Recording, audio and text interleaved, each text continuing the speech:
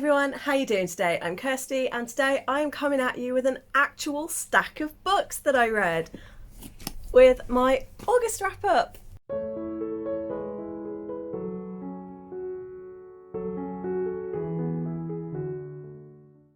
Guys, I am so bloody happy. I've gone from reading 2 books over the course of 2.5 months to reading 10 books in one. And I feel like I've kind of got my mojo back. Admittedly, only 2 or 3 of these are full-length novels. But the fact that I've been actually picking stuff up, whether it be poetry or short stories or novels or audiobook, I think it's still really, really great. And definitely reading slump, be gone, bitch. I'm good. So, before I go into the books, some reading stats. I completed 10 books. I've got my little sheet here with all my info, which worked out to 2,847 pages. Doesn't sound like as many as you might expect, but like I said, a lot of these were graphic novels and short stories, therefore shorter page numbers. I also listened and completed 1 audiobook, which was about 4.5 hours of listening. It was very short. And I did have 2 books that I have soft DNF'd for now, that I have put on September's list, but they're not desperate to get to. And then 1 that I haven't finished, but I plan on finishing this week. So I'm going to start with the books that I did not complete. I didn't complete I Kissed Shara Wheeler. I got about 50 pages in and I am so bored. And I don't even know if I want to pick this up. And I'm really disappointed because I picked this up at Yauk. I was so excited for it. And I'm just not enjoying it. And then I think it's this one. Yep, it is. Daughter of Darkness. I am struggling with how much info we're being given in the first 40 pages. It's like, whoa, there is so much going on. There are so many names and places being dropped, and I struggle very much with that. I prefer to have a slow introduction to things, not just like a, whoom, here's everything you need to know. It's like, okay. So I'm thinking of switching to audio for that one. Then we have my audiobook of Saint's Blood by Sebastian de Castell, where I am still going. It's been 2 months and I'm still listening to that bloody book because I keep forgetting that I've got it and then I just don't feel in the mood for it necessarily. And then I have Cafe con Leche, which is going to be this week's read. On to the actual books that I did complete. Like I said, there are 10. What I'm going to do is start off with the one that got the lowest rating, work my way up to the highest rating, and then announce my book of the month. I did really well actually. I had 1 2-star, 2 3-stars, 3 4-stars, 2 4.5s and 2 5s. That was a pretty awesome reading month, to be honest. But starting off with the 2-star, I'm so sorry, Charlotte. I am so grateful you bought this for me. But unfortunately, it went to The Alchemist. Originally, I was going to give it 3 stars, but then I was on reading sprints with Chloe from Chloe Reads Book. I was saying that I might give it 3 stars because of how many nice quotes are in here and how many lessons there are in here. And she went, if a book is making you want to, if a 200-page book is making you not want to pick it up and you are really not enjoying it, it doesn't matter how many nice quotes there are, that's a 1 or 2 star. And I thought, do you know what? She's actually right. Because at the end of the day, I didn't enjoy it. It was far more heavily religious than I was expecting it to be. And I just felt like it didn't really go anywhere. And even though the main character was constantly travelling and moving around, it felt stagnant. I don't know, I just really struggled to get through this one. It took me 2 weeks or something, or about 10 days to read this, and I'm like, okay. So 2 stars. Next, we have Mao Volume 1. This was 3 stars, and on CAWPILE scored 4.86. And it was purely because for a first novel, I feel like it didn't really introduce us very well to anybody. It left things very confusing, and also I just couldn't see past the fact that it just felt like an Inuyasha rewrite. And I don't like when authors do that, when they just basically write the same story but maybe in a different era. And I was a bit like, oh, so this is Inuyasha 2.0? I don't know.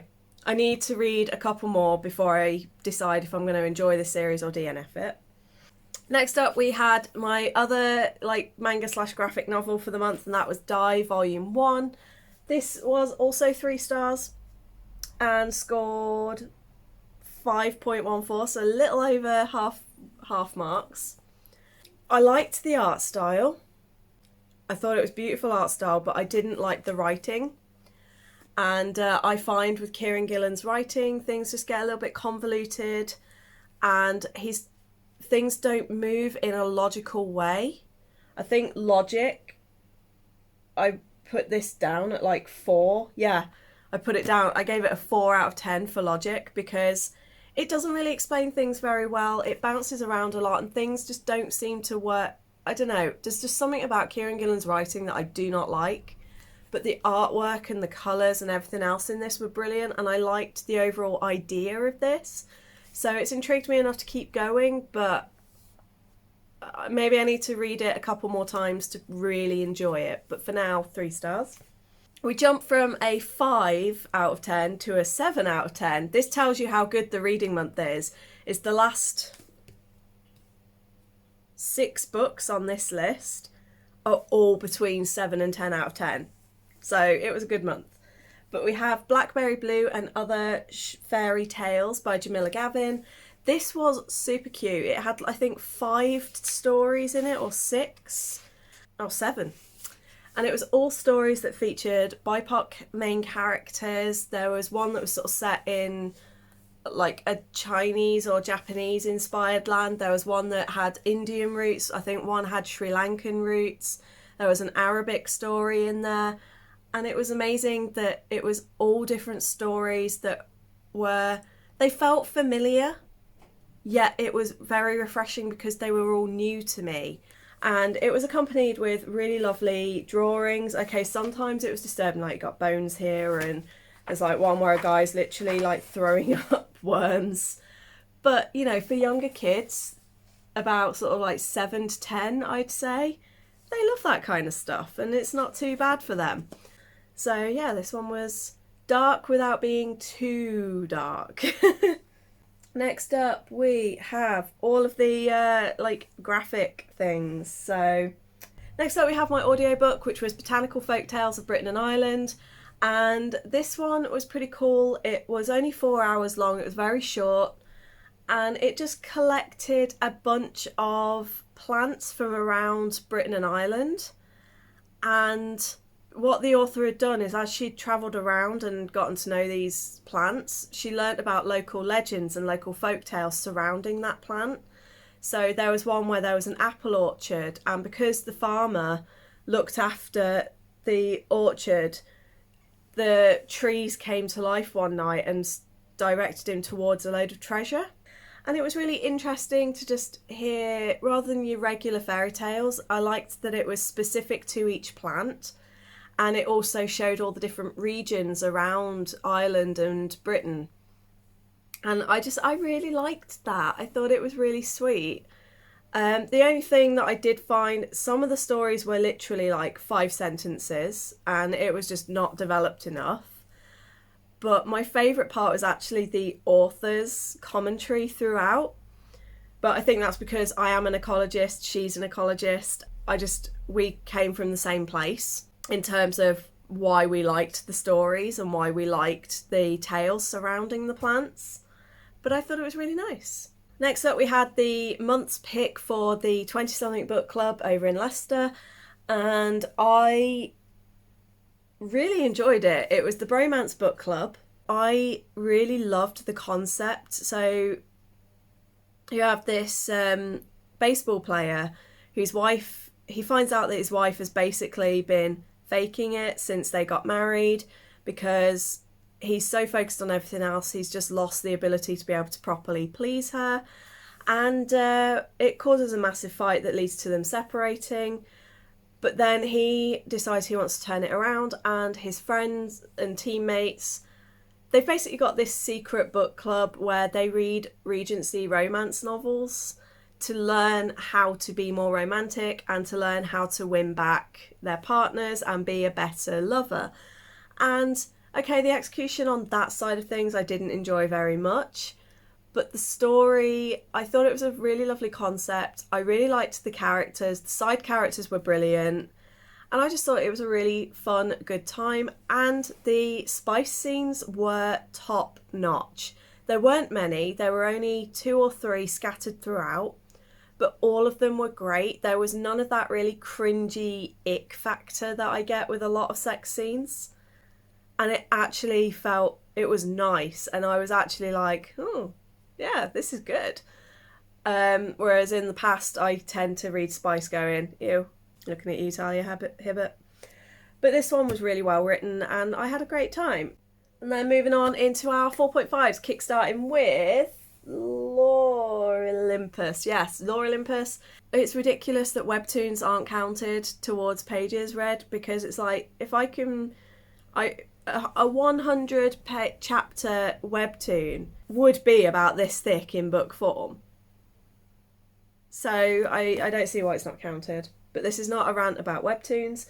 But yeah, I read a whole load of Lore Olympus. It really dealt with the PTSD side of things and the healing, and things with Hades and Persephone went to a different direction than I thought they were going, and I loved it. I thought it was a really awesome way of doing it. And yeah, I've now caught up with all of it, so I'm now on the weekly updates, which is slowly killing me. Then we have good old Nalini Singh with Shards of Hope, and it did fall into the I get so frustrated when like a character in this gets shot in the throat and yet lives, because magically everyone can just get them where they need to be and everyone just happens to have the powers to save them. And it's like, okay, that's awesome and I get it. But like I said, my biggest gripe with Nalini's books, the suspense is going from them. And then I'm not feeling the impact of that event happening, because I'm like, I know they're going to be okay. But that is the biggest gripe that I had with this, is it just felt a little bit stagnated for me.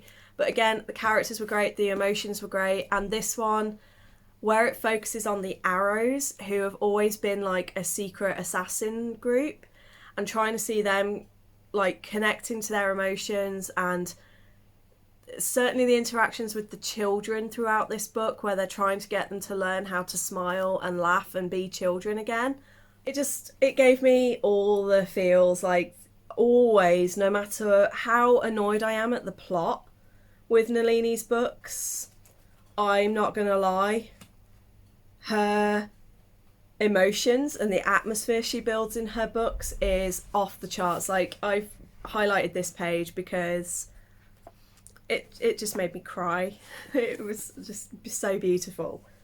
And then we have my 2 5-star books. They both got the exact same score on CAWPILE, which was 9.14. These are the 2 books that I gave 9.14 and gave 5 stars to. I'm just going to start with Enough, as that was the first one that I read. This is by Kevin Dorman, who is on BookTube, is Much Ado About Books. And this is his book that's written in verse, and it deals with a female who has been in hospital on suicide watch and has been in a mental health unit. And when she comes out of the unit, her family basically turn their back on her and decide she's no longer worth looking after, and they are just done with her and her being so broken. And it just explores that family abandonment, that feeling of not being good enough for anybody, self-loathing, why can't I ever be who they want me to be? And it goes through all of those emotions up to the point where she starts to recover. Like when she does eventually see them, realises, I'm better than you, I can do better for myself and I love myself. And honestly, this book had me crying from the very first poem. And I was just like, wow. because it's like one of the things says, I'm complimented over my bright smile, but they're incapable of seeing the pain behind it. And that hit me hard because I've had so many comments over the years about how I'm so strong and how people don't get how I'm able to smile despite all the crap that I've gone through. And I'm like, yeah, that's because my smile is hiding how much pain I'm in, and I don't like people seeing it. So this kind of felt like Kevin had just put me on a page and outed me to the world, and it took me through so many emotions. I read this in a day. I just couldn't stop reading, and I've got some favourite ones. There's one in particular that I have circled and highlighted, and I've said to Kevin that eventually I'd love to make a print of. If I have 1,000 chances to give, I'm giving them all to myself. I'm planting my roots so I can stand taller, so I can reach higher. I am a force. You can step on me again. I will keep growing. And that one was definitely emotional in many different ways, and I wasn't expecting quite the gut punch that it gave me. And I wasn't expecting to relate to it quite as much as I did. But I am very grateful for this book. And it's so pretty, guys. Get it. Go buy it. Support independent authors. And then the final book that got 5 stars and was the latest one was Poison Study by Maria V. Schneider. I am so late to this train. This came out when I was in my final year of high school. So I was studying my GCSEs. I was not reading anything at that point. And yeah, I put this off because I was worried that it was going to fall into the late 2000s kind of what I feel a cringe YA, like Twilight, Hush Hush. When you read them back now, you're like, oh, these were not actually good. These were pretty bad, but we lapped them up and we loved them. I was so wrong. This book was amazing. It was so dark. Like, there are points in this book that I was like, this is adult, this isn't YA. Like, I would be uncomfortable with even my 16, 17-year-old reading that, as it does deal with like violence, and it at first it kind of insinuated rape and sexual trauma, but then at the end of the book you get quite in-depth detail about what happened, and it's like, oh, okay, like that, I wasn't expecting that. I also wasn't expecting quite the age gap between the main characters, but it also didn't feel too bad. Like, she's 19, nearly 20, and he's 33 or 34. So it felt a little bit weird, but at the same time, when you watch their interactions and when you watch things develop, it's like, And by the end, I was completely converted, completely hooked, absolutely in love, have highlighted so much of this book. Cannot wait to continue the series. I also now have notes to make some candles based off of some of the poisons that have been mentioned. So this one was a very great time. It had really amazing world building that was gradually introduced to us. The characters were all like multi-layered, and I found it really interesting how Yelena visualised the ghost of the guy that tormented her growing up, that she ultimately killed. And that's not a spoiler, it's the first like 2 pages of the book you learn about this. And I like how throughout the book his ghost appears and is like haunting her, and I just thought that was at first I didn't like it, and then I realised it worked really well. And yeah, it just was a really fun, great time, and I wish I'd picked it up sooner.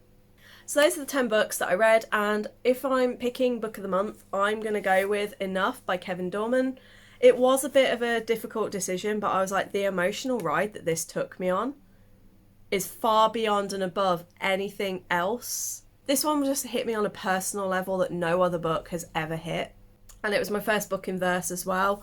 So I thought it'd be a really nice addition to the Book of the Year showdown. So congratulations, Kevin, you are my book of the month. That is my reading wrap up for August, where I actually read and got rid of that bloody slump that I was in. And hopefully I will be able to continue that momentum going, even though I am going to be starting streaming some games at some point this month and I have some other stuff to do. But I have already started my September reads. I've got Ocean Light by Nalini Singh already on the go. And like I said, I'm going to get Cafe Con Lychee done before the end of this week. Let me know in the comments what your favourite book for August was. I'm going to head off. I will see you guys later. Love you lots. Hope you're good. Hope you're staying safe. And I'll see you on the next one. Bye.